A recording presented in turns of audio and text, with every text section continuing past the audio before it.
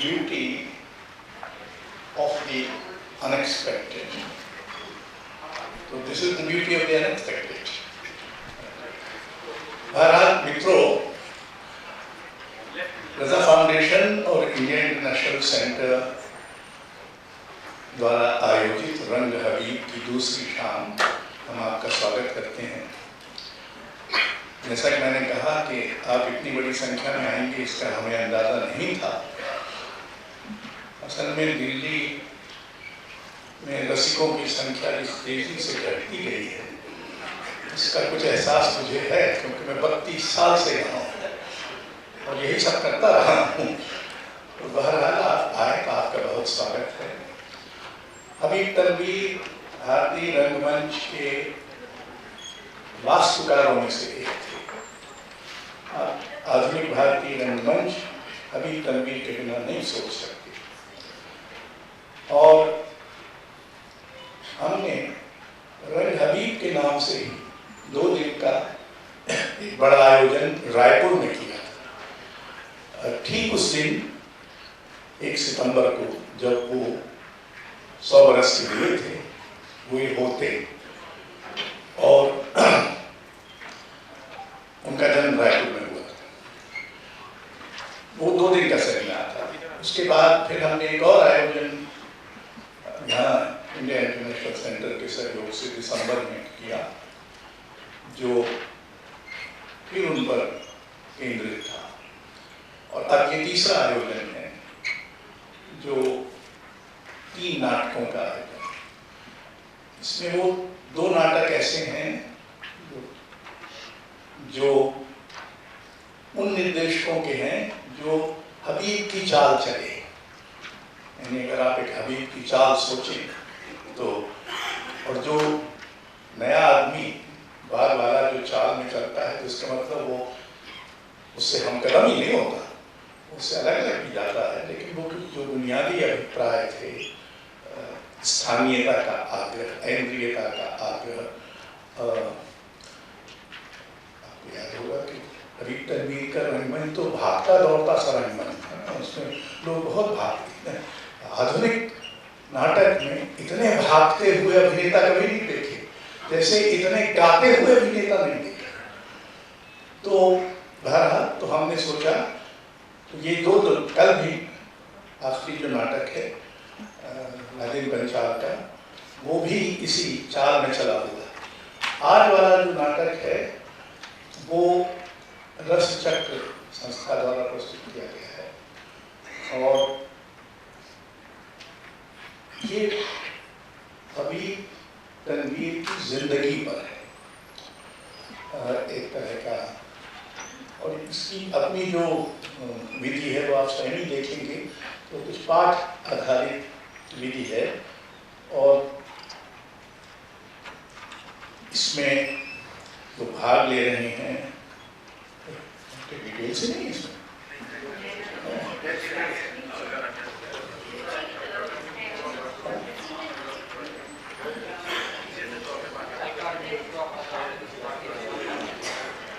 हाँ, इसका निर्देशन किया है विनोद कुमार ने, पूर्वा भारद्वाज ने इसका आलेख तैयार किया है और रस चक्र इसको आपके सामने प्रस्तुत कर रहा है। यहाँ तक मुझे बताया गया है इसकी अवधि 1 घंटे 10 मिनट की होगी। तो आप अपनी घड़ियाँ न्यूज़ ज़्यादा ज़रूरी अपने धीरज को लगभग 1.25 घंटे पर केंद्रित कर लें। और फिर अब आपका भाग्य है कि क्या होता है। हम भी उतनी ही उत्सुकता से देखेंगे कि हमारा क्या भाग्य है।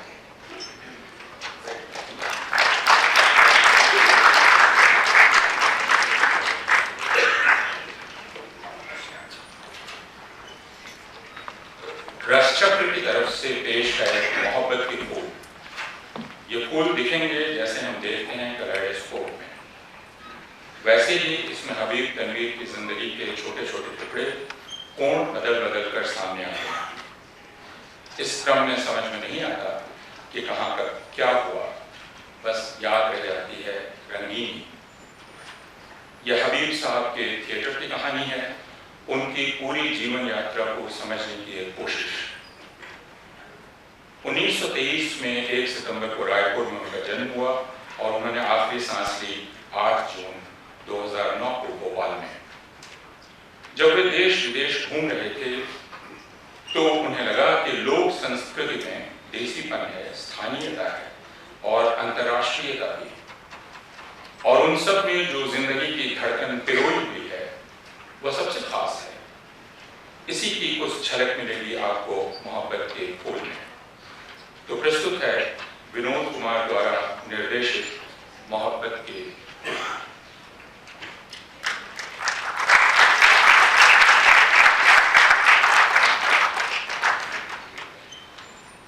सत्यनाम सत्यनाम सत्यनाम सार, सत्यनाम सत्यनाम सत्यनाम सार, सत्यनाम सत्यनाम सत्यनाम सार, सत्यनाम सत्यनाम सत्यनाम सार, सच के बोलैया मन हावे दुई चार, सत्यनाम सत्यनाम सत्यनाम सार, सत्यनाम सत्यनाम सत्यनाम सार, सत्यनाम सत्यनाम सत्यनाम। फूल और सिर पर अटकोना टिन का बक्सा, चौक पर या आंगन में अपने कपड़े समेट कर बच्चों बड़ों को बुलाते हुए खेल शुरू करती है। उस बक्से में भीतर झांकने के लिए एक छेद है, ढक्कन वाला और काले कपड़े से ढका हुआ। असल में वे हैं तस्वीरें, रंग बिरंगी तस्वीरें। बक्से के भीतर लगे लेंस और बल्ब उन तस्वीरों को जादुई बना देते हैं। एक एक बच्चा बच्ची बारी बारी से उसका आनंद लेता है। उसके लिए धक्का मुक्की करने वालों में एक बेताब बच्चा हबीब भी है। बाइस्कोप के इस खेल के लिए घाघरे चोली वाली औरत पैसे वसूलती है और अगले मोहल्ले की ओर बढ़ जाती है। और फिर आवाज आती है, देखो देखो देखो, हिरमा को देखो, बहादुर कलारी को देखो, रानी गुणवती को देखो, हिपेशिया को देखो, देवारी को देखो, शांति और मानती को देखो, दासी और रानी को देखो। जी हाँ, ऐसा मालूम पड़ता है कि बाइस्कोप चल रहा है, हबीब तनवीर के बचपन वाला बाइस्कोप। पलट कर देखें तो बाइस्कोप हो या कठपुतलियों का खेल, हर सर्कस या सिनेमा, हबीब साहब को उनके देसीपन ने बहुत खींचा। उसमें ऐसा नहीं था कि साजो सामान की कमी है तो इम्प्रोवाइज कर लो। यह इम्प्रोवाइजेशन जुड़ा है उनकी क्रिएटिविटी से, उनके जरखेज दिमाग से। यह देसीपन बड़ा रंगीन था और रस से सराबोर। सबकी अपनी खासियत, लेकिन कहीं ना कहीं एक तार उनको जोड़ता है। नयापन और पुरानापन, जदीदियत और विरासत दो छोर पर नहीं, बल्कि हाथ में हाथ डालकर चलते दिखते हैं। देसी जुबान ऐसी कि छुरी की धार भी उसमें तो मरहम भी। और आज रात गहरा गई है, ड्रामा चल रहा है फारसी थिएटर स्टाइल का, नाम है मोहब्बत के फूल। ड्रामा निगार थे हाफिज अब्दुल्ला, उसमें हबीब के बड़े भाई जहीर काम कर रहे थे। वे बने थे महबूबा, जिसका आशिक घायल हो जाता है, उसके दुख का और छोर नहीं है। महबूबा अपने आशिक से जब मिलने जाती है तो जार जार रोती है। दर्शकों के बीच बैठे हबीब के आंसू भी थमते नहीं। ऐसा था नाटक का असर। ये 1930 की दहाई का शुरुआती दौर रहा होगा। कहते हैं इस रस ने हबीब की ड्रामे से मोहब्बत को सींचा। हालांकि बच्चे की रुलाई का किस्सा मजाक बन के रह गया था और सालों साल चलता रहा था। पड़ोस के जो नबी दर्जी थे, उन्होंने तो हबीब को छेड़ना नहीं छोड़ा। जब कभी वे बाहर से रायपुर लौटते, नबी मियाँ उनको अपनी दुकान पे बुलाते, चाय पिलाते और ड्रामे के दौरान रोने की याद दिलाते। जिन सब की परवरिश हुई रायपुर में, ननिहाल में।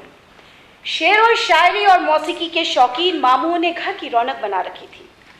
अब्बा खासे मजहबी थे तो शुरू में नमाज वगैरह की पाबंदी रही।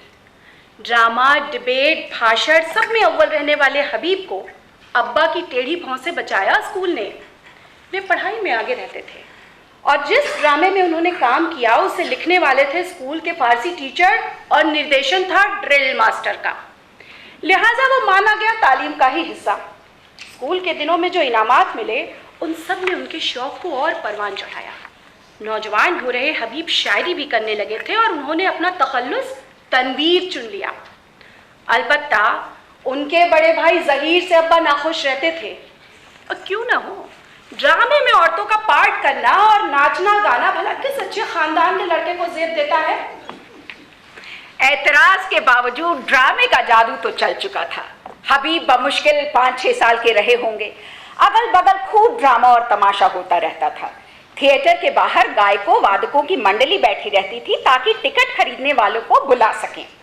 लोगों का लंबा इंतजार होता, दर्शक जुट जाते तो फिर वही मंडली अंदर जाती नाटक खेलने।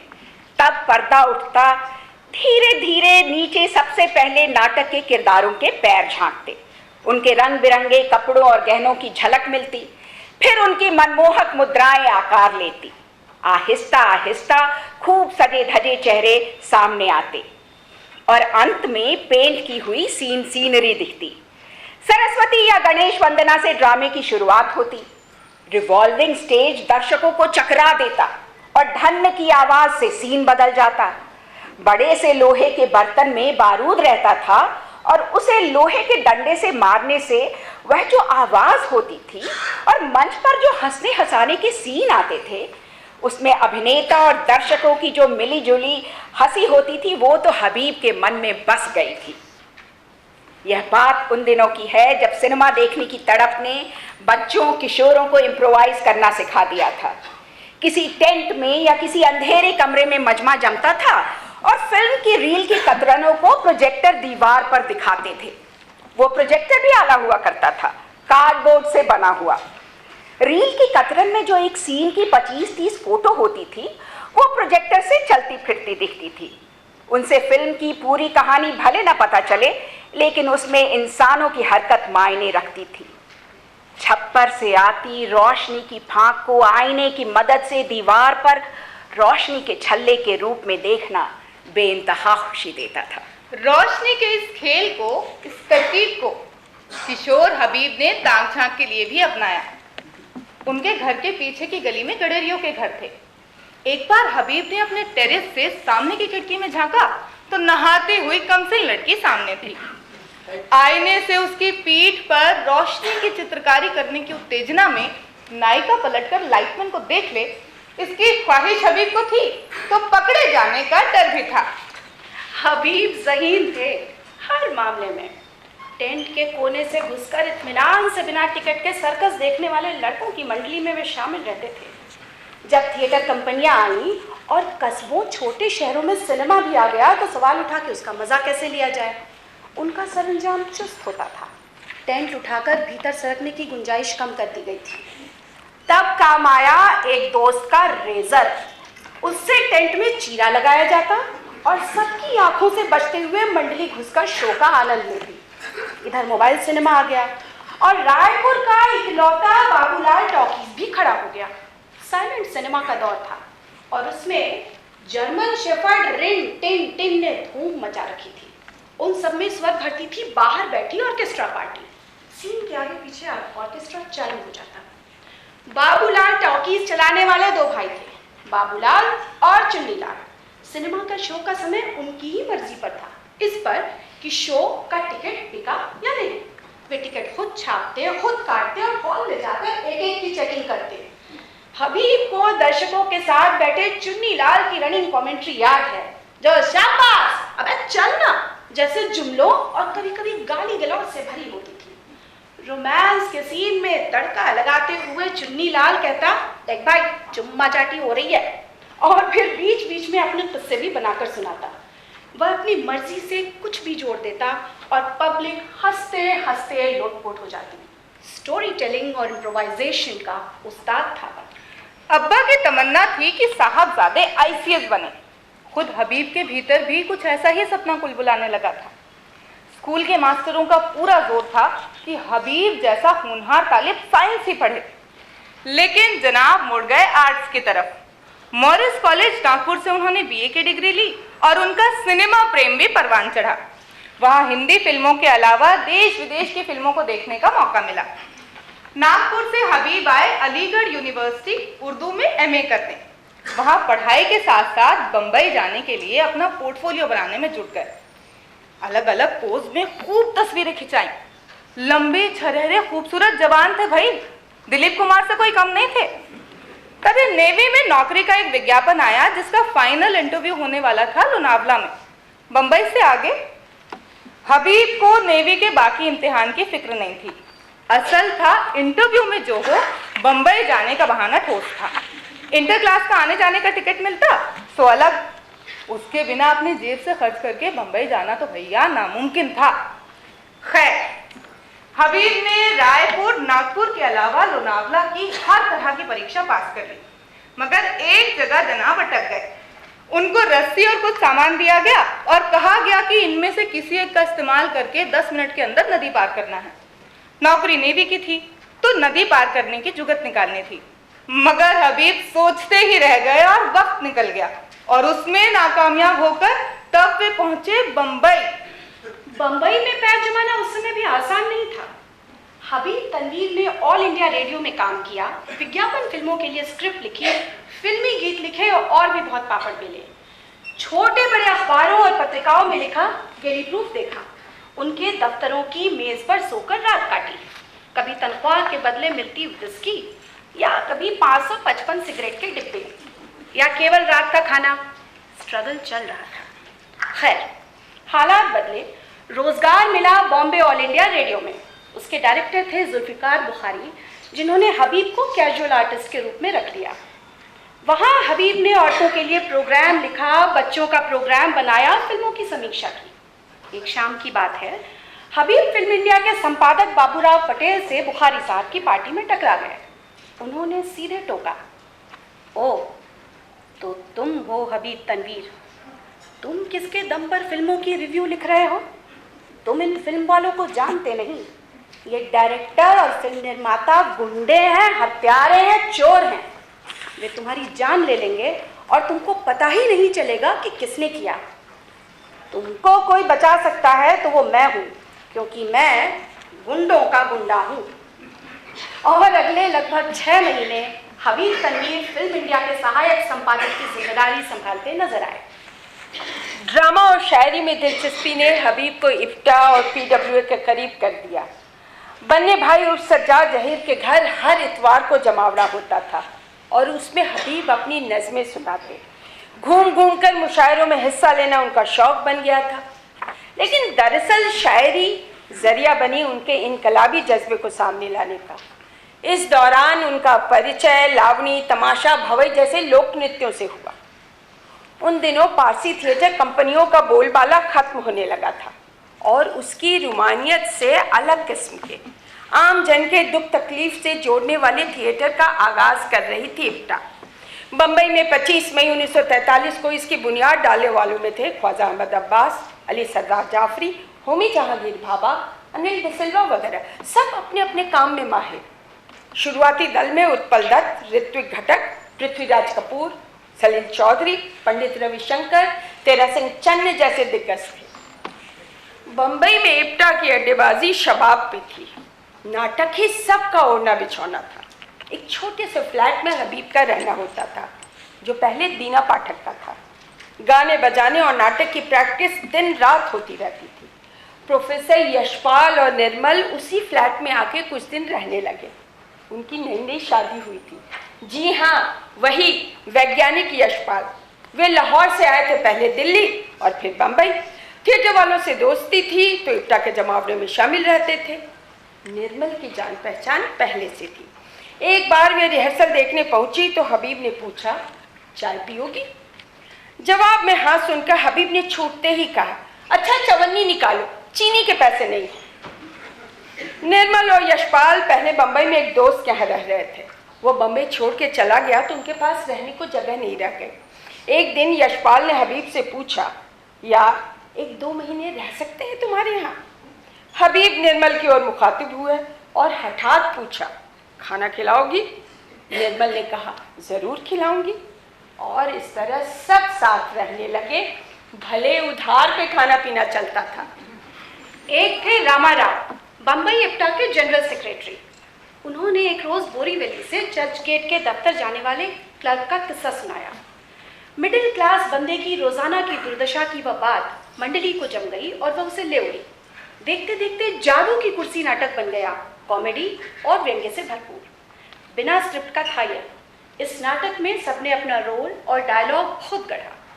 बलराज साहनी हीरो थे और हबीब तनवीर जज, जिन्होंने तय किया कि वे हकलाते हुए अपना संवाद बोलेंगे।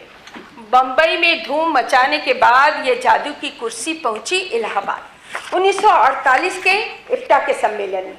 वहाँ इसने प्रशासन की नींद उड़ा दी और जब नाटक मंडली वहाँ से जबलपुर के सफ़र पे निकली तो इत्तला मिली कि पुलिस इफ्ता साहब का पता ठिकाना पूछ रही है।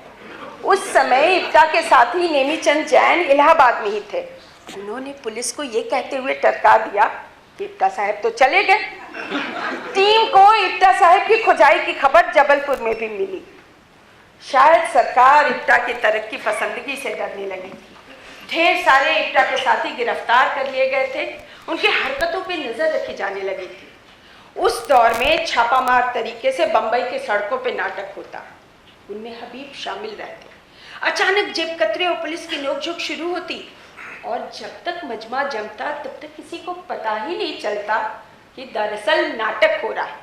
पलक झपकते नटकिए लोग लोगों की भीड़ में गायब हो जाते। आज़ादी के बाद 1948-50 के बीच हबीब तनवीर ने बम्बई इफ्ता की बागडोर संभाली, क्योंकि ज़्यादातर साथी या तो जेल में थे या अंडरग्राउंड थे। खुद वे कहा करते थे, For 2 years I was the absolute monarch of IPTA। Bombay की ही बात है, एक बार हबीब मेट्रो सिनेमा गए। ऑस्कर वाइल्ड का नॉवेल था the picture of Dorian Gray और उसी पर बनी फिल्म लगी थी जिसको देखने का इरादा था। सिनेमा हॉल से वे लौटे खुद के लिए हीरो बनने का ऑफर लेकर। वहाँ रेस्टोरेंट में एक जनाब मिल गए थे जिनको हबीब भा गए, शक्ल सूरत में भी और ऑस्कर वाइल्ड के उस नॉवेल के तस्करे में भी। उस फिल्म का नाम था आपके लिए। उसमें हबीब को लीड रोल मिला। यह अलग बात है कि वो फिल्म पब्लिक के लिए कभी नहीं आई। भांजे भांजियों के प्यारे मामा थे हबीब। बचपन से पूरे खानदान में वीवीआईपी वाला रुतबा था उनका, जबकि पढ़ाई की मसरूफियत ने उनको ज्यादातर घर से दूर ही रखा। जब कभी रायपुर आते घर से फिरंट ही रहते, दोस्तों से मिलने जुलने में। जब घर में होते तो ऊपरी माले के अपने कमरे में किताबों से घिरे मिलते। एक तरफ थी इनकलाबी शायरी और दूसरी तरफ था छत्तीसगढ़ी संगीत। तब तक वे दोनों के मुरीद हो चुके थे। फिर हबीब फिल्मी दुनिया में दाखिल हुए। उनकी शोहरत रायपुर पहुंचते देर ना लगी। हबीब के भांजे जावेद मलिक एक किस्सा सुनाते हैं। Once when I was about 6 or 7 years old, we learned that there was a Hindi movie which was reported to have Pyare Mama in it. My grandmother took my sisters and me to the cinema hall one evening to watch her son. On reaching there, we discovered that the house was full. However, tickets were available in the black market for twice or thrice the price. Refusing to patronize the black market, my grandmother insisted on being allowed in without tickets, creating quite a scene. Finally, the manager was called in to deal with the situation. He wanted to know why she thought she had a right to watch the film without a ticket. My grandmother's simple and totally disarming answer was, because my son is acting in it. I do not know if it was because the answer amused him or because he was actually persuaded by the argument, but we were allowed to watch the film. Ironically, the film, I think it was called Halchal, a typical tearjerker made by Gemini Studios, did not have Pyare Mama in it at all. Instead, he featured for a fraction of a minute in a short commercial film advertising Sunlight soap, which featured just before the movie. 1945 की बात है। एक थे मोहम्मद ताहिर, जिनका दफ्तर था Soho house में। हबीब वहाँ सेक्रेटरी लग गए थे। वे थे बाशिंदा उत्तर प्रदेश के, शायरी और मुशायरे के शौकीन। हबीब उनको मुशायरे की निजामत में मदद करते थे। ताहिर साहब की हथियारों की फैक्ट्री थी जो चालू थी। वहाँ जो कामगार थे वो ज्यादातर पूर्वी उत्तर प्रदेश के थे। सुपरवाइजर के रूप में हबीब को उनसे बातचीत का भरपूर मौका मिलता। कामगार अपनी बोली बोलते थे और अंग्रेजी शब्दों को भी उसी रंग में रख देते थे। जैसे हथियार का टॉप वाला हिस्सा बन जाता तो वो कहते टपिया बन गया है, अब बाटमिया बनाना है, यानी नीचे बॉटम वाला हिस्सा। कितना सहज। ट्रेन के एयर कंडीशन डिब्बे को बंबई के कुली सादी जबान में कहते, कहाँ चलेंगे जनाब, ठंडी गाड़ी में चलेंगे। हिंदी के वातानुकूलित डिब्बे की जगह कितना सटीक था ठंडी गाड़ी कहना। बोलियों की ऐसी ताकत के आगे तो हिंदी उर्दू के लुगत एकदम बेकार थे। असल है लोग जो अपने अपनी जरूरत के मुताबिक जुबान को गढ़ते हुए चलते हैं। अब घोड़े और घुड़साल से जुड़े शब्दों को ही लीजिए, किसने वे नाम दिए? उन लोहारों ने ही ना जिन्होंने वे चीजें बनाई हैं। फिर आम लोग जो भाषा गढ़ते हैं, जो भाषा बनाते हैं, जिसे ठोक पीट कर तराशते हैं, जिसका इस्तेमाल करते हैं, वो उन्हीं के पास मिलेगा ना। जबकि दानिशमंद लोग लोगों से दूर जाकर नकली तरीके से भाषा गढ़ते हैं। तभी तो हबीब हिंदी, उर्दू और छत्तीसगढ़ी में बहुत आसानी से आते जाते मिलते हैं। शेक्सपियर के नाटक अ मिडसमर नाइट्स ड्रीम का जो रूपांतरण है, कामदेव का अपना बसंत ऋतु का सपना, उसमें छत्तीसगढ़ी में क्विंस और बॉटम का आपसी संवाद कितना सहज लगता है। टाइटानिया और ओबरॉन के हिंदी संवादों के बीच कूदकर बॉटम कुमारी मकड़ी जाला और कुमारी सरसों दाना से छत्तीसगढ़ी जुबान में बतियाने लगता है तो जरा भी अटपटा नहीं लगता है। बॉटम गाता है, मोर थिसबी मोर थिसबी मोर थिसबी मोर थिसबी ते काबर होत उदास ते काबर होत उदास। मैं हूँ गबरू जवान तो भी, मैं हूँ गबरू जवान तो भी, हूँ मैं तो रेचदास, हूँ मैं तो रेचदास।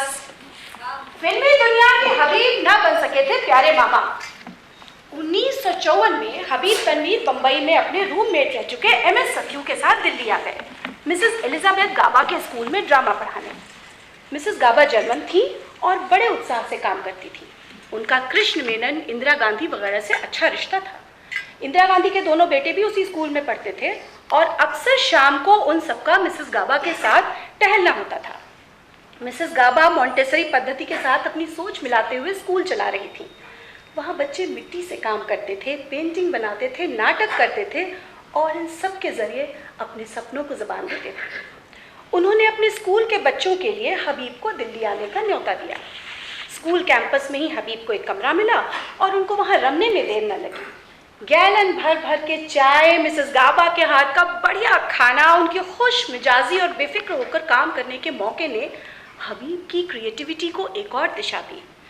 उन्होंने बच्चों को लोक कथाएं सुनाई और उस पर उनकी दिल पसंद बातों को सजाते संवारते हुए गुंचे नाटक बना डाला। उसकी साज सज्जा भी बच्चों के मुताबिक ही थी। जोश उफान पर था और हबीब सोचने लगे थे कि उनका मुस्तकबिल अब बच्चों के ड्रामा में ही है।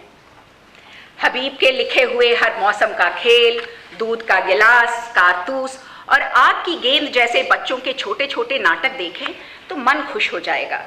उनमें उन्होंने बड़े दिलचस्प तरीके से जानकारी को और अपने नज़रिए को पिरोया है। लेकिन कहीं ना कहीं मन को थोड़ा झटका लगता है।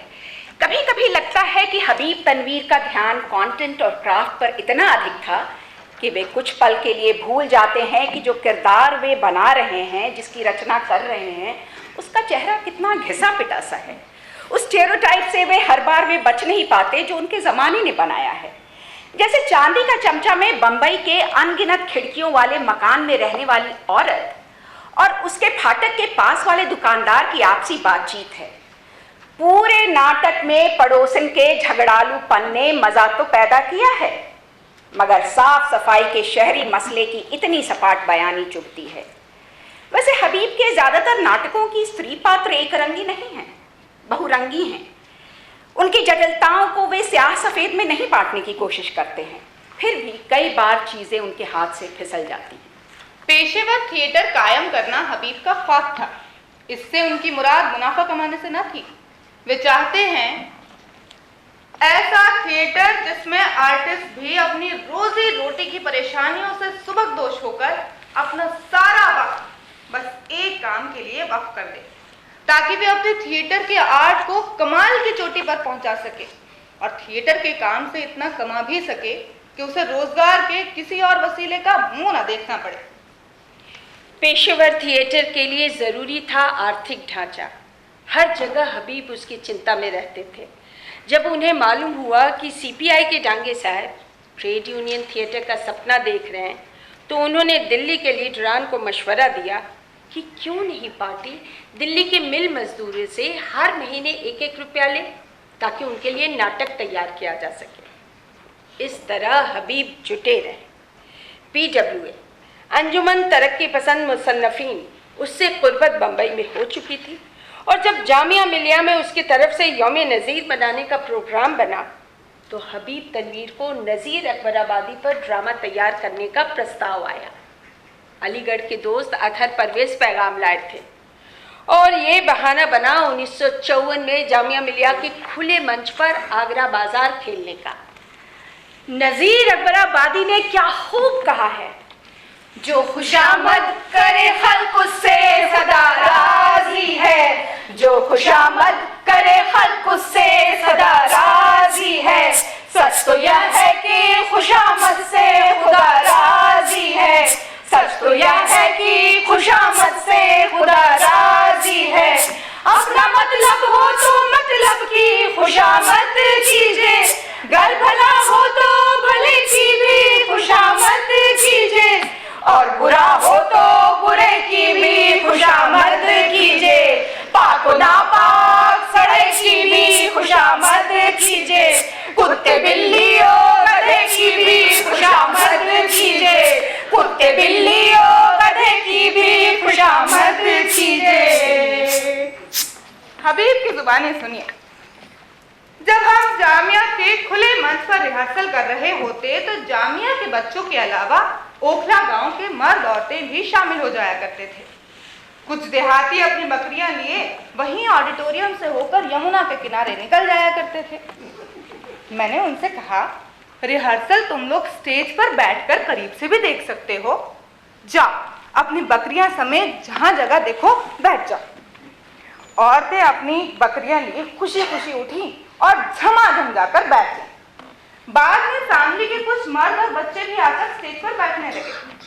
मर्द धोती पजामा कुर्ते और शलूके में और औरतें रंग बिरंगे खूबसूरत घेरदार घाघरों ब्लाउज और चमचम करती हुई चुनरियों में। आम जन को ही नहीं, उनकी जबान को भी हमेशा हबीब ने तरजीह दी। उर्दू उनकी अपनी जबान थी, लेकिन शहरी और अरबी फारसी के लफ्ज़ों से भारी भरकम उर्दू को उन्होंने अपने नाटकों की ज़बान नहीं बनाया। गली कूचे में बोली जाने वाली समझे जाने वाली ज़बान का इस्तेमाल किया। नज़ीर अकबराबादी भी उनको इसीलिए पसंद थे कि वे आवाम की ज़बान में लिखते हैं, और हबीब ने आगरा बाजार नाटक में बिना नज़ीर को मंच पर लाए ककड़ी वाले, तरबूज वाले, लड्डू वाले, पतंग वाले, किताब वाले, घोड़ों के सौदागर फकीर तज़किरा नवीस की बोली से नज़ीर की बात कर दी। अपने नाटकों की जुबान के बारे में खुद उनका कहना है, मैं दिल्ली की जुबान के लिए ख्वाजा हसन निगामी और मिर्ज़ा फरतुल्ला बेग का और शतरंज के मुहरे की लखनऊ जबान के लिए पंडित रतननाथ सरशार का मिरहने मिन्नत। दिल्ली की आवाज़ में मैंने फेरी वालों की जुबान मुतय्यन की है। और वो जुबान भला कैसी जिसमें उस जगह की मिट्टी की गंध न हो। जब आगरा बाजार खेला गया तो 70 लोगों की भीड़ मंच पे थी। अपनी खुशबू और बदबू के साथ भालू और बंदर का नाच देखने आने वाले ओखला गांव के रहवासी बाकायदा नाटक के कास्ट थे। एक खच्चर भी था जिसने ऐन नाटक के वक्त मंच पर लीद कर दी थी। आखिर पांचों इंद्रियों के अनुभव के बिना नाटक जीवंत कैसे होता? हबीब नाटक को समाज से काट कर नहीं देखते थे। पैसे के कारोबार पर टिकी फिल्मी दुनिया भी उन्होंने इसीलिए छोड़ी। बंबई में राजेंद्र सिंह बेदी और इस्मत चुगताई के घरों में होने वाली अंतहीन बहसें उनको याद हैं। उनमें यही फिक्र थी कि क्या हम कुछ बदल सकते हैं या नहीं, और हबीब के सामने ये साफ होता चला गया कि फिल्म उनकी जगह नहीं है। उनके पास कहने के लिए जो था उसका माध्यम थिएटर ही है, ये नक्शा उभरने लगा था। वे लिखते हैं, आगरा बाजार में मैं नज़ीर की नज़मों को तारीखी पस मंज़र में रखकर समझने की कोशिश कर रहा था। मैंने देखा कि उन नज़मों की बिना पर उस ज़माने की पूरी मुआशरती तारीख मुरत्तब की जा सकती है। इस कलाम को उस अहद के सियासी और समाजी पस मंज़र से हटकर समझना दुश्वार है, और इस दुश्वारी ने एक नए किरदार की तश्कील की। हबीब की निगाह में समाजी, सियासी, मुआशरती हालात और अदब को एक दूसरे से अलग करके देखना गलत और गुमराहकुन है, और हबीब तनवीर ताउम्र यही करते आए। चरणदास चोर नाटक उन्होंने चोर की मौत पर खत्म किया, जबकि नाटक के लेखक विजयदास देथा की राय मुख्तलिफ थी। हबीब को रानी के किरदार में जुल्म का पहलू कम और राजनीतिक पहलू ज्यादा नजर आया था। रानी चरणदास चोर को कहती है कि दूसर कोई आदमी आज तक मोर आँखी में नहीं जमीस, जैसे तय मोर मन में समागे हंस। तुला देखे तबले मुला नींद नहीं आए, मोर खिवई पिवई सब छुटके चरणदास। मोर जिंदगी ऊपर तरस था, नहीं कही के मत कहा। लेकिन चरणदास चोर सच बोलने के अपने प्रण पर टिका हुआ है। एक जवान औरत, और वह भी रानी, एक मामूली चोर से मोहब्बत का इजहार करे और वह इनकार कर दे, भला इससे बड़ा अपमान क्या हो सकता है? और वो राजसिंहासन के लिए खतरनाक होता, इसलिए रानी के पास चोर को कत्ल करवाने का हुक्म देने के अलावा कोई चारा नहीं था। नाटक का यह क्लाइमैक्स एकदम राजनीतिक बयान जैसा है, जिसे दर्शक चुटकी में पकड़ लेते हैं। थिएटर ने हबीब को मुफलिसी दिखाई तो शोहरत भी दिलाई। जैसे नाटकों पर हमले भी हुए। 80 के दशक में उन्हें भाजपा ने ब्लैकलिस्ट कर दिया था। जब वे बस्तर में एक थिएटर वर्कशॉप कर रहे थे, तब उन्हें ट्रैक किया गया और ये इल्जाम लगाया गया कि वे आदिवासियों पर एक अश्लील फिल्म बनाने की कोशिश कर रहे हैं। ऐसी अनाप शनाप बात छोड़ भी दें तो ये सही है कि सत्ता का मखौल उड़ाने वाले नाटक करने के नतीजे हबीब ने झेले। आगरा बाजार की कामयाबी ने हबीब के पेशेवर थिएटर के ख्वाब को और सुगबुगा दिया था। लगने लगा कि जामिया थिएटर कायम हो पाएगा, लेकिन उससे नजर लग गई हबीब के हामी भरने वालों की ही। उसका इरादा तर्क करके हबीब ने बनाया ओखला थिएटर, जिसका मोनोग्राम भी बन गया और मुहर भी। लेकिन उस पर भी एतराज हुआ और उसका ख्याल भी छोड़ना पड़ा। उस मौके पर कुदसिया जैदी ने उनका हाथ पकड़ा और उनकी कोशिशों से दिल्ली के पहले पेशेवर थिएटर हिंदुस्तानी थिएटर की बुनियाद पड़ी। कुदसिया आपा और हबीब ने मिलकर यूरोपीय क्लासिकल नाटकों के साथ संस्कृत नाटकों के रूपांतरण को स्टेज पर लाने का मन बनाया, जिसके अनुवाद का जिम्मा कुदसिया जैदी ने उठा लिया था। Royal Academy of Dramatic Arts RADA Habib की अगली मंजिल थी। उनकी निगाह में हिंदुस्तान में अब और कोई जगह ऐसी नहीं रह गई थी जहां वो थिएटर में कुछ नया सीख सकते थे। ब्रिटिश काउंसिल से थोड़ी मदद मिली और फिर अलीगढ़ यूनिवर्सिटी से बाहर पढ़ने के लिए वजीफा मिल गया और 1955 में हबीब रवाना हो गए लंदन समंदर के रास्ते। वहाँ एक्टिंग का कोर्स 2 साल का था, लेकिन हबीब के लिए 1 साल भी भारी हो चला, क्योंकि उन्हें वहाँ का तरीका अपने देश के थिएटर के लिए कारगर नहीं लगा। बीच में कोर्स छोड़ने का मतलब होता सर्टिफिकेट से हाथ धोना। अधिकारियों से लड़ भिड़ कर उन्होंने ब्रिस्टल ओल्डविक थिएटर स्कूल में प्रोडक्शन की पढ़ाई करके अपना दूसरा साल निकाला। मशहूर लेखक और निर्देशक डंकन रॉस की ये बात हबीब ने गांठ मान ली थी कि production is telling a story, और उन्होंने हमेशा अपने नाटकों में कहानी ही कही। उनकी इस सीख पर अमल किया कि उस कहानी को उस पर अपने फर्स्ट इम्पल्स को दर्शकों तक पहुंचाओ, और उसमें जो कॉस्ट्यूम, जो सेट, जो लाइट मदद करे, वही असल है नाटक के लिए। हबीब का 1 साल और बीता। रेडियो और अखबार के लिए लिखकर, ग्रेप पिकिंग वगैरह करके उन्होंने अपना खर्च निकाला। हबीब को लगन लगी थी बर्तोल्ट ब्रेख्ट से मिलने की, जिनकी कविताओं और नाटकों का पूरी दुनिया में डंका बज रहा था। लेकिन यूरोप घूमते हुए, थिएटर देखते हुए जब तक वे बर्लिन पहुंचे, कुछ हफ्ते पहले ब्रेख्ट दुनिया से कूच कर चुके थे। बहरहाल दुनिया की सैर ने हबीब के लिए अनगिनत झरोखे खोल दिए। उनकी खूब दोस्तियां हुई, उन्होंने खूब नए नए कामों का लुत्फ उठाया तो अजनबियत भी झेली। वे बुडापेस्ट में हफ्ते भर की जगह 3 महीने रुक गए तो फाकाकशी की नौबत आ गई। विदेशी मुद्रा और बैंक का झमेला था। इसी बीच इटाला ब्रिक्स नाम की माइम आर्टिस्ट और अभिनेत्री से उनका परिचय हुआ था। उसने सुझाया कि यदि नाइट क्लब में दिखाने लायक बुडापेस्ट में कुछ बनाए तो अच्छी आमदनी हो सकती है, क्योंकि बुडापेस्ट नाइट क्लबों का शहर कहलाता था। चुनाचे हबीब, इटाला और उसके भाई ने मिलकर माइमिंग और हिंदुस्तानी गाने का कॉकटेल बनाया, जो कि सुपर हिट हो गया। उनका बड़ा सादा सा आइडिया था। वे सिनेमा हॉल में एक वेस्टर्न फिल्म देखने जाते हैं। उसमें बड़ी लंबी कतार है। अंत में पता चलता है कि हॉल हाउसफुल है, भीतर जाना मुमकिन नहीं। निराश होकर इटैला और हबीब कल्पना करने लगते हैं कि हॉल के अंदर क्या हो रहा होगा। इटैला माइमिंग करती हैं और हबीब हिंदुस्तानी गाने गाने लगते हैं। इस तरह उन्होंने 20 से 25 मिनट का एक मनगढ़ंत किस्सा बनाया और उनकी कमाई होने लगी। अब सवाल उठा कि उस पैसे का क्या करें। उसे हंगरी से बाहर ले जाना तो मुमकिन था नहीं, ना वहाँ ऐसे गैजेट थे जिसे खरीद लेते तो पैसे का सदुपयोग होता। तो हबीब ने एक महंगे से होटल में बड़ी सी पार्टी कर डाली और अपने सारे दोस्त महिम पर उस पैसे को खर्च कर डाला। एक से बढ़कर एक अभिनेता, निर्देशक, संगीतकार, लेखक, पत्रकार वगैरह से मिलने और उनका काम देखने का मौका मिला हबीब को। उसने उनमें बहुत कुछ जोड़ा।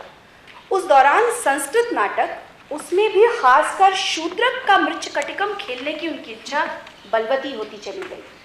उन्होंने कागज पर उसकी रंगमंचीय व्यवस्था का पूरा खाका खींच रखा था।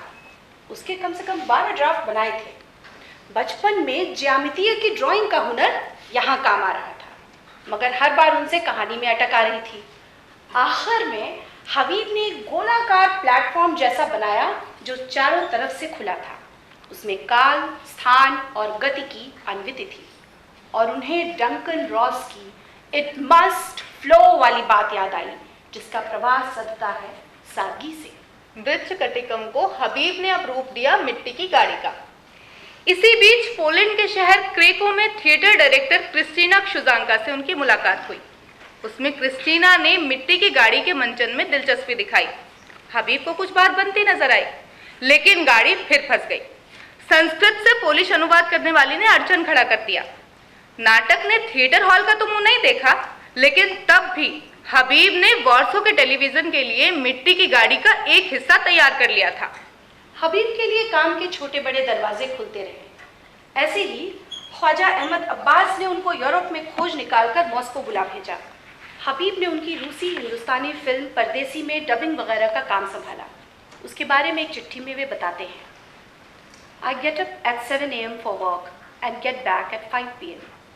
It is hard to stand on your feet for so long, to see just one pair of lips projected on a screen in a darkened room continuously, to speak incessantly with feigned emotion before a machine, to laugh a 3-foot laugh, then take a 4-inch sigh and rattle off a sentence of 3-foot 4-inch length of celluloid, to weep, shout and love in pre-measured lengths, often without food. This is dubbing work. I'm losing weight fast enough. इधर Edinburgh में हबीब की जिल McDonald से भेंट हो चुकी थी। बहुत जल्दी उसने आत्मीय रिश्ते की शक्ल ले ली। जिल लिखती हैं, Habib and I met when I was 16 and he 32 in September 1955. We were staying at the same guest house in Edinburgh where my sister Kali was lodging. She had invited me to join her at the time of the Edinburgh Festival, and I travelled up in great excitement. My sister had mentioned in her letter that there was a most interesting Indian person staying there that she thought I would like to meet, as she knew I had long been fascinated by his country. And so I did, and I was not disappointed. There was an instant rapport between us, and having met at breakfast time on my third day, I missed him on the first 2 days as he got up very late. We were still talking earnestly until lunchtime, an intensity that continued for the rest of the week. What an extraordinary person he was. What's more, he loved poetry and singing just as I did. We hardly left each other's side that week. We managed to see many performances together. After about a year, Habib's much-dreamed of trip to explore theatre all over Europe was taking shape. There followed more than 2 years of Habib being away, sending letters from various countries. All sorts of news arrived, contained in wonderful-looking envelopes. His return, however, was quite breathtaking. I took some days off from my singing studies, and we spent a very happy spell on the farm where I grew up and where my parents welcomed him warmly. We went on to Bristol where we could at last be together. I returned to Dartington in a state of blissful dreaminess, but also aware that Habib was about to return to India. Many heart-rending letters subsequently arrived from Delhi describing the huge difficulties he endured trying to adapt, looking for work, having no money, and missing the love we had shared. यहाँ दिल्ली में हिंदुस्तानी theatre और कुदसिया जैदी दोनों को हबीब तनवीर के बेसब्री से लौटने का इंतजार था। 1958 की गर्मियों में हबीब दिल्ली लौटे और आते ही उनकी गाड़ी चल पड़ी, मिट्टी की गाड़ी भी, जिसको मंचित करने का मंसूबा न जाने उन्होंने कब से बांध रखा था। इसके मंचन में भारतीय नाट्य शास्त्र की सीख से लेकर देश विदेश के थिएटर से परिचय सब काम आया। हबीब के औजार अपने थे, उसमें लोहा कहीं का भी हो, धार अपनी थी।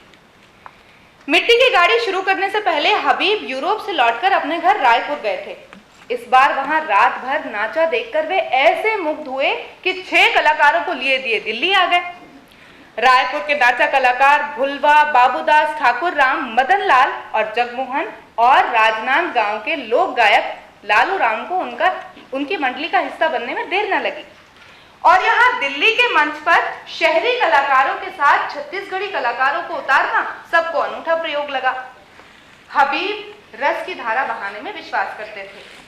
क्लासिकल नाटक और लोक नाटक के डिजाइन में विरोध नहीं है और हबीब तनवीर ने इसे बहुत खूबसूरती के साथ पेश किया। उनका झुकाव ट्रेजेडी और कॉमेडी दोनों तरफ था। उनका मानना था कि कॉमेडी में ट्रेजेडी और उसकी बनावट ही उसे सर्वोत्तम बनाते हैं। उन सबके बीच इंसानी जिंदगी की बारीकियों को उन्होंने उभारा, उदात्तता और क्षुद्रता सबको। उनकी छटाओं को समझने के लिए वे घूमते रहे, अलग अलग राज्यों में गए, वहां की लोक परंपराओं और आधुनिक थिएटर सबको देखा, सबसे सीखा, वर्कशॉप किया, नाटक किया, अपना भी और दूसरों का भी। हरियाणा की सॉन्ग वर्कशॉप का एक वाकया है। एक गांव के आदमी ने हबीब से बहुत पर्दे की बात कही थी। उसने कहा था, साहब, दर्शक 3 प्रकार के होते हैं, सुरमस्त, तालमस्त और हालमस्त। सुरमस्त वो जो गाना सुनने आते हैं और गाने वाला चाहे बेताला हो, अगर सुरीला है तो वे जमे रहेंगे। तालमस्त वो जो ताल पे झूमते हैं, गाने वाला चाहे कितना ही बेसुरा हो, कनसुरा हो, लेकिन अगर ताल में है तो टलेंगे नहीं, सुनते रहेंगे। तीसरा हालमस्त, ऐसा आदमी नशे में झूमता हुआ आता है और चाहता है कि रात भर कुछ न कुछ हंगामा चलता रहे। उसे इससे मतलब नहीं कि गवैया बेसुरा है या बेताला है, उसे महफिल चाहिए जो जमी रहे। महफिल जब तक जमी है वो भी जमा है, वह उखड़ी है तो वह भी उखड़ा। ऐसे सुरमस्त, तालमस्त और हालमस्त हर तरह के दर्शकों को हबीब ने रिझाया। ये बात दीगर है कि शुरुआती सालों में उन्हें दर्शक ही न जुटते थे, लेकिन जब दर्शक जुटे तो फिर न छटे न हटे। 1982 में एडिनबरा फिल्म महोत्सव में छत्तीसगढ़ी भाषा से पूरी तरह अनजान चरणदास चोर को भी दर्शकों ने उसकी प्रस्तुति को हाथों हाथ लिया। असल था इंसानों की बोली, जो न जुबान की मोहताज होती है और न देश तक महदूद। हबीब बेजोड़ आवाज के धनी थे और उनका दिल था अभिनय में। निर्देशन एक तरह से उन पर लाद दिया गया था, मगर निर्देशन जो उन्होंने किया वो लासानी है। उनका अंदाज सबसे जुदा था। एक तरफ वे खुद को कभी कभी बेनाइन डिक्टेटर कहते, जिसे जो चीज़ मंच पे जैसी चाहिए तो चाहिए, कोई मुरव्वत नहीं, कोई कोताही नहीं। बहुत जिद्दी थे। Light, set, costume, dialogue, music, movement सबको बारीकी से और मेहनत से तय करते थे, इसलिए जो जैसा सोचा उसे मंच पर वैसा ही होना चाहिए। दूसरी तरफ लगे तो पलक झपकते, फेर बदल, काटपीट सब कर देते थे। ये दिलचस्प है कि लेखक निर्देशक के रूप में नाटक का स्पष्ट खाका बनाने के बावजूद किसी एक मेथड पर वे नहीं अटकते थे। स्पष्टता के साथ भरपूर लचीलापन था उनमें। इस दौरान हबीब की मोनिका मिश्रा से दोस्ती एक नया अध्याय जोड़ रही थी। मोनिका अमेरिका से थिएटर की पढ़ाई करके बॉम्बे नाट्य संघ में कमला देवी चट्टोपाध्याय के साथ काम कर रही थी। उनको बेगम जैदी ने हिंदुस्तानी थिएटर में निर्देशन करने के लिए बुलाया। उनका अनुवाद किया हुआ शकुंतला और हालत की खाला नाटक मोनिका ने ही किया। और कुछ ऐसा संयोग हुआ कि इधर हबीब की हिंदुस्तानी थिएटर में एंट्री हुई और उधर मोनिका की छुट्टी कर दी गई। मोनिका को लगा कि हबीब उसके जिम्मेदार हैं, लेकिन दोनों की अनबन दोस्ती में जाकर ख़त्म हुई। दोनों ने जनपद के एक रेस्तरां में चाय के प्यालों पर न जाने कितनी बातें की और तब तक करते रहे जब तक मोहब्बत में न पड़ गए। थिएटर को लेकर हबीब के जो सपने थे उनका हिंदुस्तानी थिएटर की योजनाओं से मेल न हुआ और वे बाहर कर दिए गए। मोनिका ने साथ दिया और कुल 9 लोगों ने मिलकर 1959 में नया थिएटर खड़ा कर दिया। यह नाम भी मोनिका का ही सुझाया हुआ है। चेकोस्लोवाकिया की एक कहानी के आधार पर हबीब ने 7 पैसे नाम की एकांकी लिखी। एक गैराज बना रिहर्सल की जगह। मोनिका ने एकांकी का निर्देशन दिया। लीड रोल में आए पारसी थिएटर से निकले मास्टर चंपालाल और उनकी बीवी। नया थिएटर की टीम ने चंदे से थोड़े पैसे उगाए और YWCA के छोटे ऑडिटोरियम से लेकर दफ्तरों तक में जाकर नाटक खेला। कश्मीर में बाढ़ आई तो नाटक करके राहत फंड के लिए 500 रुपए भी उगाए। ये सिलसिला आगे भी चलता रहा। नया थिएटर धीरे धीरे पेशेवर कंपनी बन गया जिसमें सारे लोग कलाकार थे। गोविंदराम निर्मलकर, चेतराम यादव, मालाबाई, अमरदास, दीपक तिवारी, पूनम तिवारी, ये सारे कलाकार इसमें शामिल थे। उनमें बच्चे, जवान, बूढ़े सब शामिल थे। औरतें थीं और कई पुरुष कलाकार तो ऐसे थे जो परंपरागत रूप से औरतों का ही रोल करते आ रहे थे। वे सब कम ही सही नियमित तनख्वाह पाते थे। जब कभी उनका मन होता वे रफू चक्कर हो जाते और हबीब उनको पाताल में से भी खोज निकालने के लिए हैरान परेशान होते रहते। सिर ढूंढना, नाराज होना, भागना, दौड़ना, रूठना, मनाना कंपनी के भीतर चलता ही रहता था। एक बार तो उनकी हीरोइन फिदाबाई ही गायब हो गई, जिनका मूल नाम फीताबाई था। उन्हें गांव में उनकी सास ने कमरे में ही बंद कर रखा था। उनको खोजने के लिए हबीब को मंत्री, पुलिस की मदद लेनी पड़ी। काफी चक्कर खाने के बाद पुलिस ने उन्हें ससुराल में ही बंद कमरे से बरामद किया और ट्रेन में बिठाया ताकि दूसरे शहर में खेले जा रहे नाटक के मंच पर उतर सके। वे पहुंच तो गईं, लेकिन देर से। नाटक का वह शो दूसरी अदाकारा ने संभाला। बाद में दिल्ली के 3 मूर्ति भवन में इंदिरा गांधी के सामने जो शो हुआ था उसमें फिदाबाई मंच पर उतरी और उन्होंने धूम मचा दी। वे शुरू से नाचा दल में नाचती गाती थीं, लेकिन उस लोक कलाकार से पहली बार बाजाबता अभिनय करवाया हबीब ने और उनका यह फैसला सही साबित हुआ। फिदाबाई को भी अपनी आवाज मिल गई। पहले ही शो के बाद फिदाबाई ने पति से तलाक लेने की इच्छा का ऐलान कर दिया। उनकी देवार जनजाति के लिए यह अनहोनी बात थी। 6 बच्चों की मां थी। दिल्ली से लौटकर उन्होंने पंचायत बुलाई, कर्ज लिया और पति को शादी की रकम लौटाकर छुट्टी पाई। नया थिएटर में उनको अपनी जगह मिल गई थी। बहुत मकबूल हुई। उनको फिल्म के भी ऑफर मिले, लेकिन उनका सीधा जवाब होता था, मुझे फिल्म मिलम नहीं सुहाए।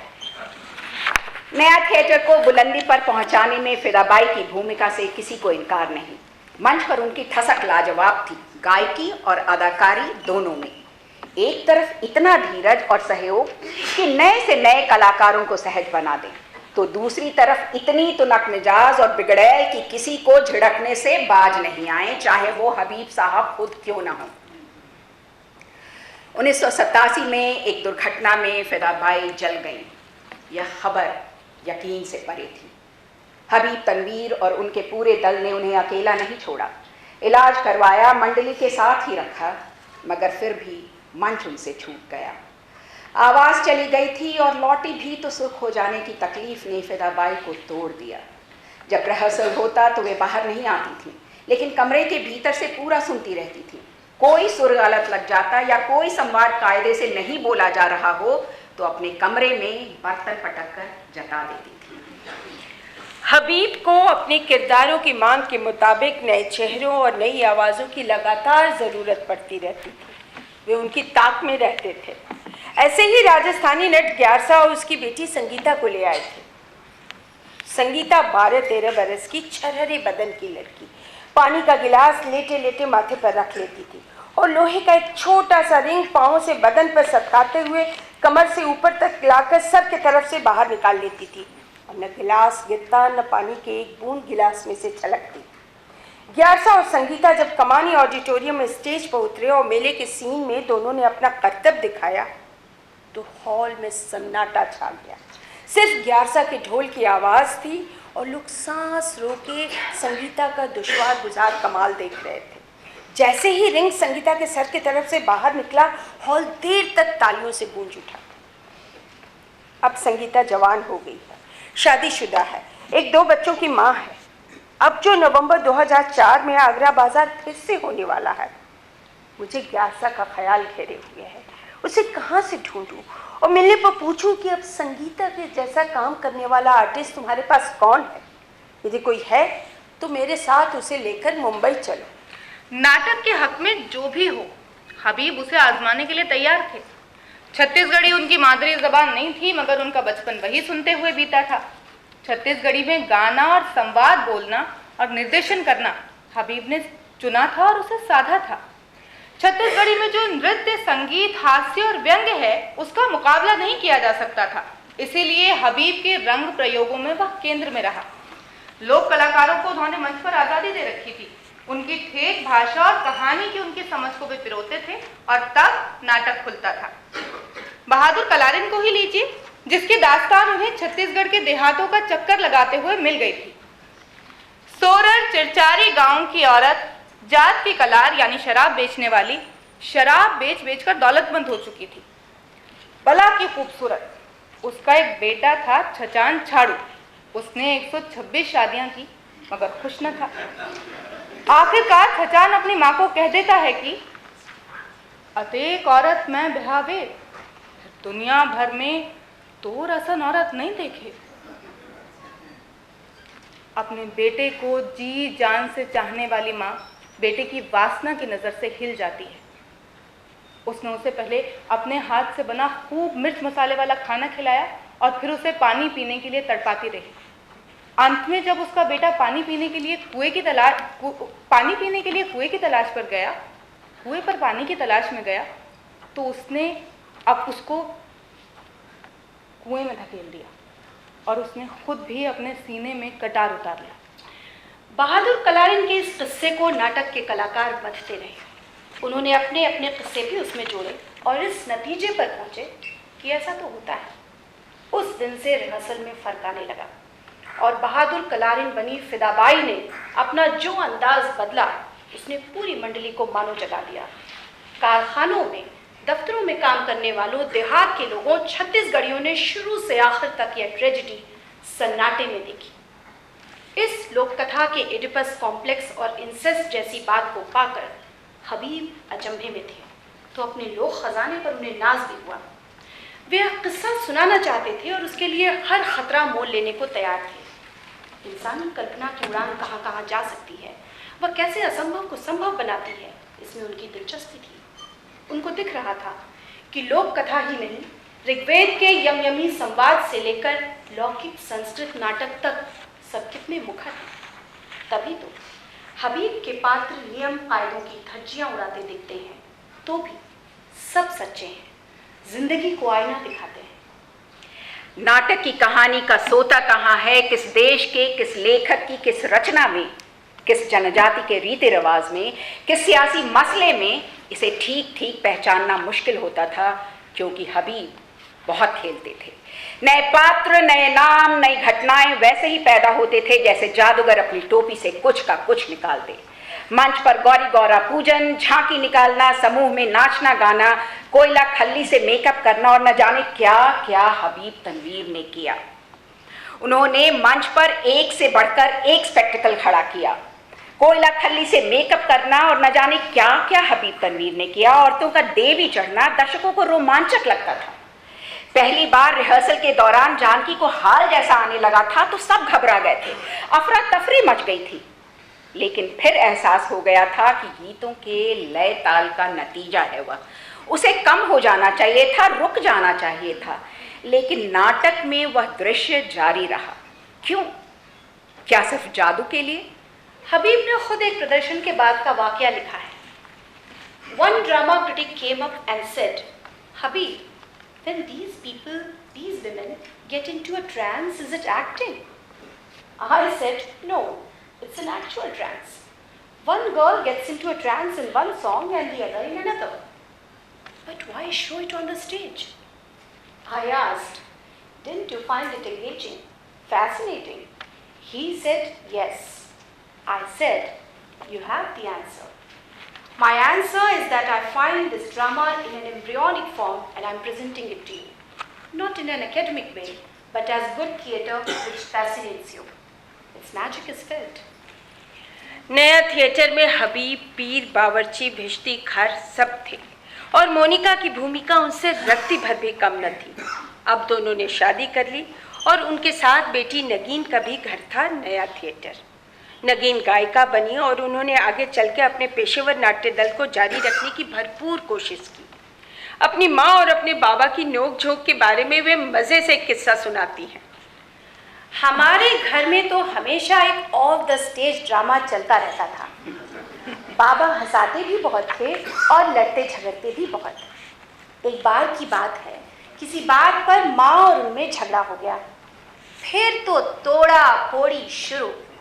कप उठाकर पटक दिया, प्लेट तोड़ दी, गुलदान जमीन पर लोट लगाने लगा, ट्रे इधर फेंकी, दूधदानी उधर फेंकी। तभी मेरी माँ ने दौड़कर चीनी मिट्टी के टी पॉट को अपने सीने से चिपका लिया और चिल्लाई, हबीब इसे न तोड़ना। फिर क्या होना था, बेचारे टी पॉट की तकदीर अच्छी थी, वो बच गया। हमारा परिवार बिल्कुल पागल था। हर समय घर में हल्ला गुल्ला मचा रहता था। 2 पागल तो अब नहीं रहे। मैं उस पागल परिवार की आखिरी बची हुई निशानी हूँ। 2005 में मोनिका की मौत के बाद से ही पूरे नाट्य दल में बिखराव आने लगा। यह हबीब तनवीर महसूस कर रहे थे। मोनिका थी तो उनका हर अभिनेता के साथ अलग तरीके का रिश्ता था। नाटक लिखने और निर्देशन देने, नृत्य या संगीत तैयार करने, सेट बनाने, कॉस्ट्यूम तय करने, साज सज्जा को अंतिम रूप देने, मंच से लेकर असली जिंदगी तक में कलाकारों की व्यवस्था करने, मंडली के कार्यक्रम तय करने, सब जगह मोनिका मौजूद थी। वे हबीब की गैर हाजिरी में निर्देशन करती थी। हबीब से मतभेद भी होते थे, लेकिन मोनिका की निगाह से गुजरे बिना कुछ भी फाइनल नहीं होता था। हैरानी होती है कि इतनी प्रतिभाशाली अभिनेत्री, निर्देशिका और सफल संगठनकर्ता का आखिर क्या हुआ। निर्माता निर्देशक के तौर पर हबीब कड़क थे, कभी कभी अकड़ू होने की हद तक भी। और याद आता है निर्देशन का एक पुराना नुस्खा। इलाहाबाद सम्मेलन हबीब तनवीर को मसल मेमोरी के कारण भी याद रह गया था। तुरंत देश का विभाजन हुआ था और तेलंगाना आंदोलन अपने चरम पर था। हुआ यूं कि वहां उर्दू के अदीब विश्वामित्र आदिल की एक एकांकी भी खेली जा रही थी, जो किसी चीनी नाटक पर आधारित था। नाम था तेलंगाना में एक रात, वन नाइट इन तेलंगाना। निर्देशक थे बलराज साहनी और 25 साल के हबीब बने थे 80 साला बूढ़े किसान, जिसके बेटे को गोली लगी थी। उनकी एक लंबी तकरीर थी जिसमें उनको रोना था, मगर जनाब को रोना ना आए। रिहर्सल पर रिहर्सल हुए जा रहे थे। निर्देशक महोदय खफा थे। रात के 2 बजने जा रहे थे। वे स्टेज पर पहुंचे और उन्होंने हबीब को एक झन्नाटेदार तमाचा जड़ दिया और चीख कर बोले, आप अपना संवाद बोलो। 5 उंगलियां उनके गाल पर नक्श हो गई थी। हबीब तनवीर रोने लगे और फिर जो उनकी अदाकारी थी उसने निर्देशक को खुश कर दिया। बलराज साहनी ने उन्हें गले लगाते हुए कहा था, अब तुम कभी नहीं भूलोगे, इसे मसल मेमोरी कहते हैं। इस मसल मेमोरी को हबीब ने कभी आजमाया नहीं, लेकिन निर्देशन के दौरान ये उनकी स्मृति में हमेशा कौंधता रहा। स्मृतियाँ बड़ी चक्करदार होती हैं। जिल और हबीब का संपर्क बना रहता है। 1959 में जिल नौकरी करके पैसे जमा करती हैं ताकि हिंदुस्तान आ सके। पूरी योजना बन जाती है, लेकिन खत का जवाब नदारद। अंत में आता है टेलीग्राम कि उसी दौरान हबीब को नाटक लेकर जर्मनी आने का निमंत्रण मिला है। जिल को अपना कार्यक्रम स्थगित करना पड़ता है। अगले साल वे दिल्ली आती हैं। लेखक बलवंत गार्गी के यहाँ ठहरती हैं महीनों तक। वहाँ उनके और हबीब के रिश्ते को लेकर बीच में काफ़ी हंगामा भी होता है। वे बताती हैं, Habib had written to me shortly before leaving that he had started to live with a girl who he liked but did not love. Nevertheless, adding that he was breathlessly awaiting my visit. However, he joined me eagerly, and so, about 5 months after, I began to stay at Balwant's house. I took myself off to Chandigarh as a diversion. There, I suffered a very early miscarriage brought about by the bumpiness of the 6-hour bus journey to Chandigarh or the intense turmoil of the household. Perhaps both. भारी मन से जिल अपने देश लौट जाती हैं। लगभग 2 साल बाद जिल को हबीब का खत मिलता है कि वो अमेरिका जाते हुए पहले लंदन आ रहे हैं और हीथ्रो हवाई अड्डे पर मिलने का आग्रह है। गुस्से और तकलीफ के बावजूद जिल मिलती है। उन्होंने हबीब से शादी करने की उम्मीद भी रखी थी। दोनों इंग्लैंड और अमेरिका में महीनों साथ रहते हैं। वे लिखती हैं, After his sojourn in America, he returned to England and stayed with me for several months. It was a very happy time of domesticity and harmony. At this point in our relationship, our daughter, Anna, was conceived. हबीब की जुबानी, जिल ने किसी तरह Dallas में मेरा पता लगा लिया and she stuck to me like a shadow. मैं लंदन होते हुए लौटा और वहाँ से एडिनबरा गया। जिल का सपना आखिरकार पूरा हुआ। 6 मई 1964 को आना का जन्म हुआ। आना के जन्म के बाद जिल हबीब को लिखती हैं, फ़ोटो भेजती हैं। फिर वही total silence after total involvement. लेकिन कुछ साल बाद संपर्क होता है। बेटी आना कहती है कि फ़िज़िकल एब्सेंस के बावजूद रोज़मर्रा की ज़िंदगी में पिता कल्पना में हमेशा मौजूद रहे। जिल का मानना है कि समय समय पर हबीब ने रिश्तों की उलझन को सुलझाने की कोशिश की। बाद में बेटी आना और नाती नतनी से भी मिले और 1996 तक आते जाते रहे। उम्र हो गई तो अपनी दूसरी बेटी नगीन के साथ जाकर कुछ दिन इकट्ठे भी रहे। जिल और आना भी बिना कड़वाहट के मिलती रही। जिंदगी पटरी पर थी। हबीब तनवीर का नाम हुआ, अवार्ड मिले, उन्होंने दल बदल विदेशों का दौरा किया, मगर उनके पास आमदनी का कोई ठोस जरिया न था। लिखाई पढ़ाई से कुछ पैसे आ जाते थे। कुछ वक्त सोवियत पब्लिशिंग में बतौर संपादक काम किया, जो अच्छा तो था, लेकिन वक्त की पाबंदी न रख पाने के कारण हाथ से निकल गया। एन उस वक्त कांग्रेस की तरफ से राज्यसभा के मनोनीत सदस्य बनने का प्रस्ताव आ गया।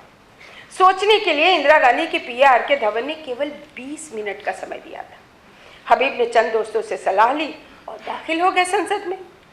सांसद के तौर पर उनको सुविधाएं मिली, क्वार्टर मिला, यानी नाटक के रिहर्सल के लिए एक ठिकाना मिल गया। मनचाहा काम करने की आज़ादी थोड़ी ज़्यादा मिली। कुछ फरमाइशी काम भी उन्होंने किया, जैसे फैमिली प्लानिंग पर नाटक किया मंगलू दीदी। उसके बाद का दौर उठान का था। उन्होंने एक से बढ़कर एक नाटक तैयार किए और बेखौफ अपनी बात कही। राजनीतिक समझ क्या होती है, इसे हबीब के नाटकों में अलग से नहीं खोजना होता। उनके किरदारों की कोई एक मुद्रा, मंच पर उठाया गया कोई एक कदम, कोई एक टप्पा, कोई लहजा, किसी एक प्रॉप का इस्तेमाल राजनीतिक टिप्पणी के लिए काफी होता है, बिना भाषणबाजी के। बाद के दिनों में वे सड़कों पर भी अधिक से अधिक सक्रिय नजर आने लगे थे, चाहे वो धरना जुलूस हो या भाषण देना हो, पिटीशन पर दस्तखत करना हो, लड़ना भिड़ना उन्होंने आजीवन नहीं छोड़ा। आलोचनाओं का सामना हबीब ने कैसे किया, यह मायने रखता है। इसे उनकी दृढ़ता कहिए, अहंकार कहिए, असर्ट करना कहिए या दूसरे पक्ष को अनसुना करना कहिए। इमरजेंसी के दौरान हबीब की पक्षधरता पर सवाल उठ रहे थे। सदानंद मेनन जिक्र करते हैं, My first meeting with Habib in Chennai was a disaster. It was 1976, the height of the emergency. Habib was a Rajya Sabha member. He was, of course, merely being true to his links with the CPI, which was rooting then for Mrs. Gandhi. After a brief meeting, standing on the main road in Mylapore as he was about to get into his car, we got involved in this massive altercation about the emergency and his seeming endorsement of it. Had we not been pulled apart that day by Chandralekha, the famous dancer, who too was equally exasperated with him, we might have ended up in fisticuffs. Habib Tanvir ने अपने जानते संवाद जारी रखने की भरपूर कोशिश की। वे काम करते रहे, सोचते रहे। एक औरत हिपेशिया भी थी, नाटक में वे बोलते हैं, सोचना हमारा पैदाइशी हक है। हिपेशिया का ही एक और संवाद था, हमें ये याद रखना चाहिए कि गलत सोचना भी ना सोचने से बेहतर है। लेकिन जिल की बात मन में अटकी रह जाती है। जिल के मुताबिक he was fairly burdened with guilt in later life for allowing himself to have been so divided and letting people who loved him down. In later years, he was awash with guilt concerning the people he had let down, which he both wrote about and spoke about, but never managed to resolve. I sometimes felt that theatre was more real to him than life. Perhaps it was this aspect of his character that led Habib into making mistakes in his personal life, which caused confusion and quite a lot of anguish and suffering to others. Unlike theatre, there were no curtains in life to end the scenes, only consequences. कौनो रिसना कौनो रहे भैया, आए सबके पारी, एक दिन आए सबके पारी। काल किसी ना छोड़े माही, राजा रंग भिखारी, चाला माटी के हे राम। एकर का भरोसा चोला माटी के रे, चोला माटी के हो, हाय चोला माटी के राम। एकर का भरोसा चोला माटी के, एकर का भरोसा चोला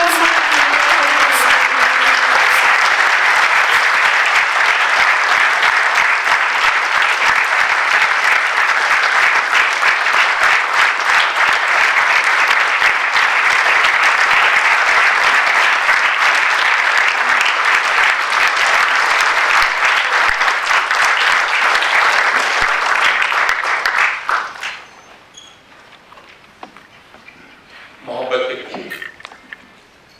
मंच पर अलका रंजन, श्वेता त्रिपाठी, रिजवाना फातिमा,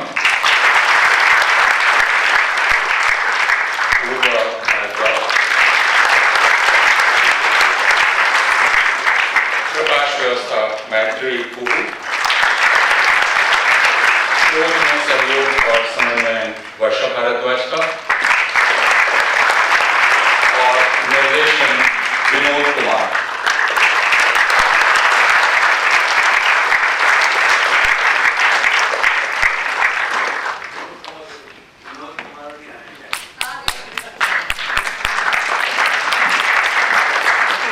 नाट्य लेख पूर्वा भारद्वाज।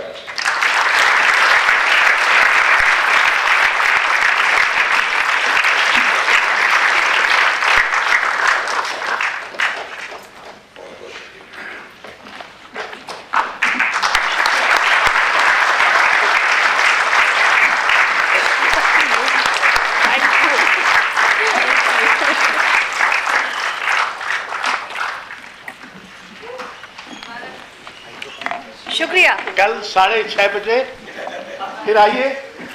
कल शाम इससे बेहतर काम आप नहीं कर रहे हो। आइए।